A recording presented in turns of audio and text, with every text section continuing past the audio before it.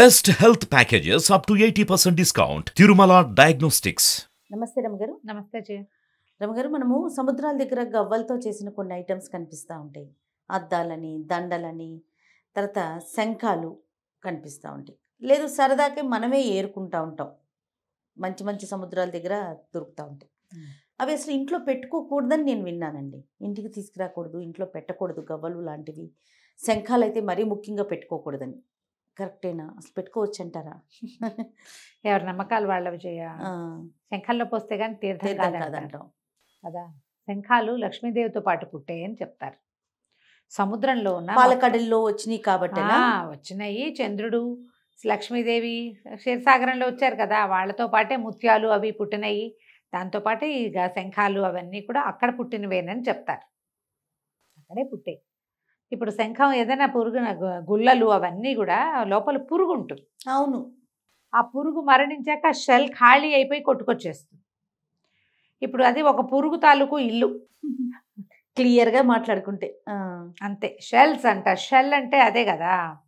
అయితే మనకి మన సాంప్రదాయంలోనే శంఖం ఖచ్చితంగా రెండు విషయాల్లో మనకు చాలా ముఖ్యమైనది. తీర్థం తీసుకోవాలి. శంఖంలో పోస్తే కానీ తీర్థం కాదు. ఎంత తీర్థమైనా దాన్ని శంఖంలో పోస్తే అతి పవిత్రం అవుతుందని. అది ఎందుకు వచ్చిందో చెప్తాను. ఎందుకంటే అందులో కొన్ని ప్రత్యేకమైన శంఖాలు ఉన్నాయి, అందుకని అట్లా చెప్తారు.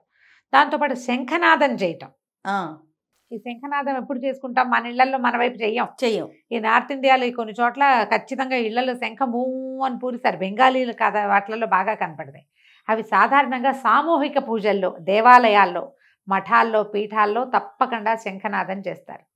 శివాలయంలో శంఖనాదం చేయటం, శంఖం పూరించటం భగవంతునికి ఒక సమర్పణ. పూజ జరుగుతోందని చుట్టుపక్కల వాళ్ళకి తెలియటం. యుద్ధాల్లో శంఖం పూరించారు. మనకు తెలుసు విష్ణుమూర్తి యొక్క శంఖం పేరేమిటి? పాంచజన్యం. అవును, బాగుందా? కృష్ణుడు మన అర్జునుడికేమో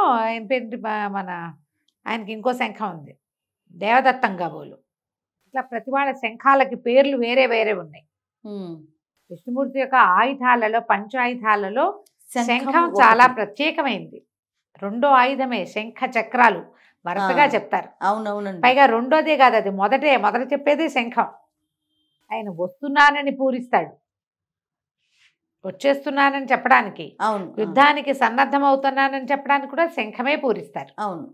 శంఖం అప్పుడు యుద్ధాల్లో మొదలు పెట్టేటప్పుడు శంఖనాదం చేయబడుతుంది, ఆపేసేటప్పుడు శంఖనాదం చేస్తే ఎక్కడ వాళ్ళు అక్కడ ఇంకెవరిని కొట్టకూడదు. వాడు దొరికినా సరే వదిలేయటమే అంతే.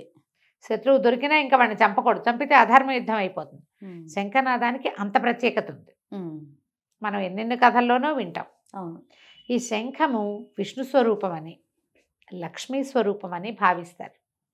కుప్పలు తెప్పలుగా శంఖాలు పెట్టుకోక్కర్లేదు. మనం ఇంట్లో తప్పకుండా ఒక శంఖాన్ని ఉంచుకోవచ్చు. దక్షిణావర్త శంఖం అంటారు. అది కుడివైపుకి వంపు తిరిగి ఉన్న శంఖాన్ని దక్షిణావర్తం అంటారు. ఈ తీర్థం వేసే శంఖం వేరు, పూరించే శంఖం వేరు. పూరించేవి ఉంటాయి, శబ్దం వస్తుంది అందులో నుంచి. ఈ దక్షిణావృత్తంలో నుంచి శబ్దం వస్తుందని నేను అనుకోను. ఆ దక్షిణావృతాన్ని చెవి దగ్గర పెట్టుకుంటే సముద్రపు ఘోష వస్తుంది లోపల నుంచి. అంటే లోపల ఇట్లా మెలిదిరిగి ఉంటుంది, గాలి లోపలికి వెళ్ళి బయటకు వస్తుంది. వచ్చినప్పుడు అట్లా ఆ మెలికల్లో పడి సముద్ర ఘోషలాగా వినపడుతుంది. ప్రత్యేకమైన శంఖం. ఆ శంఖం చెవిలో పెట్టుకుని విని ఆ శబ్దం వస్తుందంటేనే కొనుక్కుంటారు. ఈ దక్షిణావర్త శంఖాన్ని పూజల్లో పెట్టుకుంటారు. పూజా మందిరంలో పెట్టుకోవటం కాకుండా దాన్ని చక్కగా శుభ్రంగా గుడ్డతో తుడిచి తెల్లటి బట్టలో లేదా ఎర్రటి వస్త్రంలో చుట్టి పెట్టుకుంటారు. అభిషేకం చేసేటప్పుడు ఆ తీర్థాన్ని శంఖంతో సమర్పిస్తారు. ఆ తీర్థాన్ని శంఖంతో ఇస్తారు మనకి.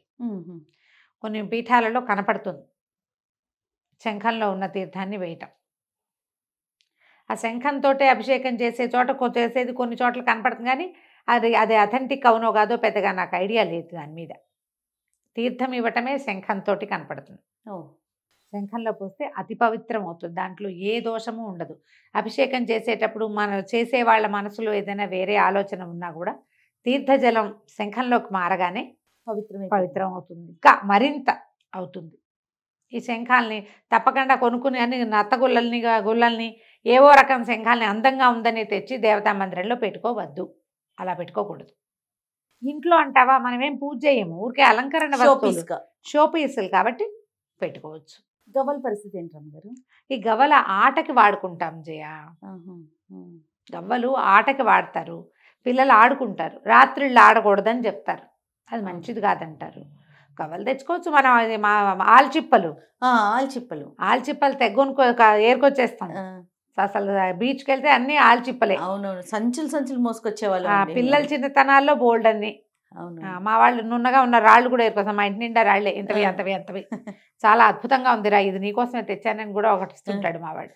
నీకు నచ్చిందని. సోపుల్లాగా ఉండేవి, సబ్బులాగా కనపడుతుంది. అవన్నీ ఉంటాయి ఇళ్లలో. వాడికి ఏం అయిపోదమ్మా, అంత భయపడక్కర్లా. దానివల్ల అద్భుతం జరిగిపోతుందని భావించకండి. ఏది లేదు, మంచి లేదు, చెడు లేదు, చెడు ఒక లేదు. వస్తువు ఒక అంతేనంటారా? వస్తువు మనం దేవతా మందిరంలో పెట్టుకోదలిస్తే, మీ ఇంట్లో అభిషేకం చేసే అలవాటు ఉంటే, అభిషేకము ఒక మడి పద్ధతి, ఒక తీరు ఏర్పాటుగా ఉంటే, అప్పుడు శంఖంతో కూడా మీరు ఏదైనా అలాంటి క్రియల్లో పెట్టుకోవచ్చు. శంఖాన్ని కూడా ఓకే. పూజలో శంఖాన్నే పెట్టుకుంటే ఏదైనా వస్తుందని నేను అనుకోను. ఇదివరకు అటు ఇళ్లలో అలా ఏం కనపడేవి కాదు. పెద్దవాళ్ళ ఇళ్లలో ఎక్కడ అంటే ఇలా పూజలు అవి చేసే ఇళ్లలో కూడా చాలా కొద్ది మంది దగ్గర శంఖాలు అనేవి. దక్షిణావర్తమే మంచిది. మీరు వాడతారా రమ్మగారు? మా ఇంట్లో కూడా ఒక దక్షిణావర్తం ఉంది. మాకు కూడా ఎవరో తెచ్చిచ్చారు, మా మరిది గారు తెప్పించారేమో మరి. ఒక బాక్స్లో ఉంటుంది, శుభ్రమైన బాక్స్. అది ఎడాపెడా ఏ చేత్తో పడితే ఆ చేత్తో ముట్టుకోము, దాన్ని కింద పెట్టకూడదు, శంఖాన్ని నేల మీద పెట్టకూడదు అని చెప్తారు. చిన్న మన పళ్ళేళ్ళు ఉంటాయి కదా, చిన్న అరివేణం లాంటిది, దాంట్లో పెడతారు. దానికి ఒక గంధం బొట్టు పెట్టి ఒక కుంకుమ బొట్టు పెట్టడము. అభిషేక వ్యవహారం అంతా అయిపోయాక శంఖాన్ని శుభ్రంగా తడి లేకుండా తుడిచేసి మళ్ళీ బాక్సులోకి వెళ్ళి లోపల కూర్చుంటుంది. పూజా మందిరంలో పెట్టుకోమని మాత్రం ఎవ్వరు చెప్పరమ్మా. దానికి పూజ కాదు, శంఖానికి పూజ కాదు, శంఖంతో పూజ. మనం ఏదైనా పెద్ద ఉత్సవాలు అవి చేసుకునేటప్పుడు, పెద్ద పెద్ద అభిషేకాలు, సహస్రలింగ అర్చన చేస్తాము, అట్లాంటి చేసుకుంటారు, కార్తీకంలో చేస్తాం కదా. అలాంటప్పుడు మనం శంఖనాదం చేయటం కూడా భగవంతునికి అదొక సమర్పణగా చేస్తామన్నమాట. ఓకే. అంత మటుకే మీరు తెచ్చుకోవచ్చు, ఏరుకుని తీసుకొచ్చుకోవచ్చు, ఎక్కడైనా గొలుసులాగా గుచ్చి వేళ్లాడేయచ్చు. గవ్వలతో అద్దాలకి చుట్టూతా చేస్తారు, ఏం కాదు. అవన్నీ ఏమంటారు, ఆర్టికల్స్, ఒక ఒక అలంకారంగా అంతే, బ్యూటిఫికేషన్ కోసం చేసేవే. దానివల్ల మీకు వచ్చే మంచి లేదు, పోయే చెడు ఏం ప్రాబ్లమ్స్ ఏం కాదు, పర్వాలేదు. పూజలో పెట్టుకోవడానికి మాత్రం మీరు అన్ని ఊళ్ళల్లో కనపడే శంఖాలు తెచ్చుకోబోకండి. కొంచెం మంచి ప్లేస్ నుంచి అథెంటిక్ షాపుల్లో దక్షిణావర్తం అవునో కాదో శంఖం సంగతి తెలిసిన వాళ్ళు ఎవరితోటైనా చూపించుకుని తెచ్చుకోవాలి. అప్పుడు తెచ్చి దేవతార్చనలో పెట్టుకోండి. దానివల్ల ఉపయోగం ఏదైనా ఒక పాజిటివ్ ఎనర్జీ వస్తుంది. రైట్, అంతే. అంతకంటే పెద్దగా చెప్పడానికి ఏం లేదు. భయపడాల్సిన పని అయితే లేదనుకుంటాను నేను. అది అంతే. రైట్ రమ్మ గారు, నమస్తే. నమస్తే జయ.